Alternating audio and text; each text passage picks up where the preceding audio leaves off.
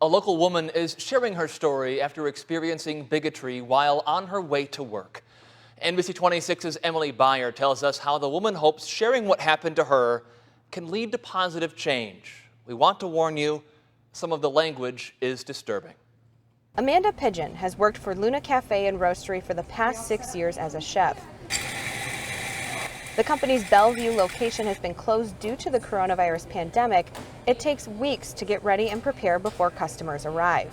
She says she got to work around 1 o'clock Monday afternoon and was approached by one of the construction workers who was working on the parking lot asphalt and was taking a lunch break. She says he said to her, "Black Lives Matter," in what she believed was a sarcastic tone, and she says she didn't want to engage him, so she nodded and gave him a thumbs up. She says a different man then said this. He said, "Well, you know, if you reopen this place, the black folks are just going to burn it down." And I looked at him and said, "I highly doubt that will happen." And then he stepped closer to me and he said, "I have a bunch of coons like you hanging from my tree at home." Pigeon says she told her manager, who then snapped this photo of 4 construction workers. Pigeon says 2 of these men made those comments, with Pigeon saying the man standing on the far left of the photo is the one who made the racial slur, and the one sitting farthest right on the bench is the one she says said to her, "Black Lives Matter."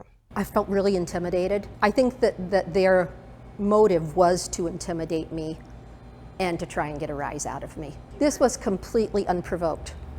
Other than my own appearance, I can't imagine what else would instigate these men to do this. Pigeon's son posted the photo on social media, and after several hours and thousands of shares on the post, Pigeon tells us she received a phone call from a man who wouldn't identify himself to her, but said he was the owner of Bill's Asphalt and wanted to apologize. But she says he chalked it up to construction workers being construction workers. They did apologize, but also defended these men, saying, "Well, you know how construction workers are." We reached out to the cell phone number Pigeon said contacted her. Hi, Bill. This is Emily Byer. I'm with NBC 26. I was just reaching out. I was able to speak with a man who identified himself as the owner over the phone. He told me he wouldn't meet me in person, but agreed to a phone interview because he says he is now getting death threats since the post on social media. On Tuesday, when I spoke with him, he told me he fired a man and that there was a level of miscommunication during the incident on Monday. Wednesday evening, he said he would call me back for an interview. When he didn't, we reached out again.